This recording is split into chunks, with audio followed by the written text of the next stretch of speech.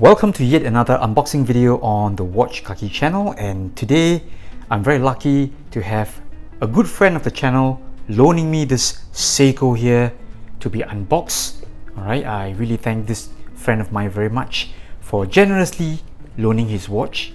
So you can see here, this one here, this retail box is a bit different from the usual Seikos and it belongs to a limited edition. Okay, so outer sleeve, and we've got the inner box here. It's made of cardboard, of course. Alright, so this is a Prospex limited edition, and ta-da!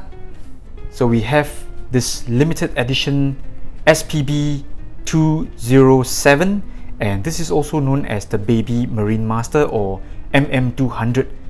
So the MM200 series, I think they were launched a couple of years back, and this green dial edition, limited edition green dial, I think it was launched earlier this year. There were a few other models together in the series, and being a limited edition, as with many Seikos in recent releases, it comes on the stock bracelet as well as a color matched rubber strap.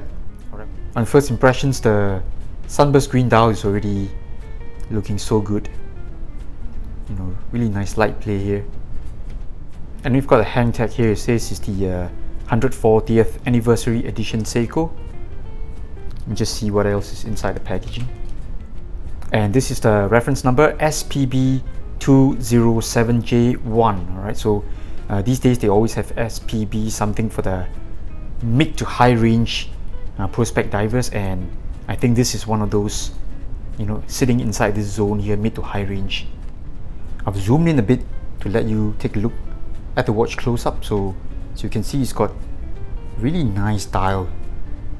You know, in most angles it looks really dark, almost black, and then when you turn it this way you can see it's a really beautiful looking sunburst green dial, and it's got a bit of gold accents here in the seconds hand, as well as the print here. I think divers 200 meters. And it says here on the case back it's a limited edition, but it is not numbered, so not too sure how many of these Seiko is actually making. I think it's limited to a year or two of production, so they're not going to give any numbers on that.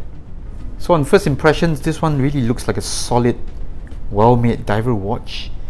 Feels a little bit chunkier than the Seiko 5 or lower end models, because it's not a very big watch, but it remains very solid and feels a little bit heavy because the overall profile is very tall.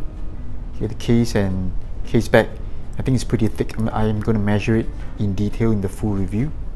And I also think there is a ceramic bezel insert here.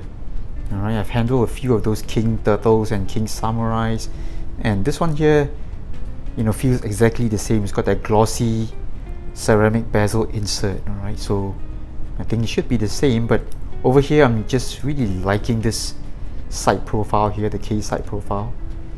I'm loving the details here. They've got a really nice bevel in the mid case, and then the top part here is brushed, and it's, you know, sort of sandwich kind of a polished surface here in the middle. Alright, for the chamfers. Alright, pretty good looking. It's also got a more solid bracelet than the entry-level turtles, and notably this clasp here is an upgrade. All these upgrades, I think they will explain why this watch here is priced in the mid to high range category. And hand winding here is pretty smooth. We've got a 6R35, I think it's a 6R35 movement, so longer power reserve, and I think it's better shock protection over the 4R series if I'm not wrong. Right, so probably better accuracy, slightly better.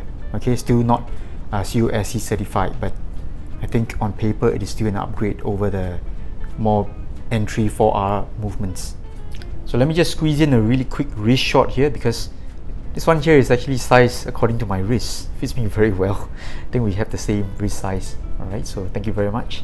And I think it wears really well. Okay, feels a little bit heavy, a little bit top heavy because of the overall thickness, but the case still has a really nice curve in the mid case, so I would say wearability is not an issue.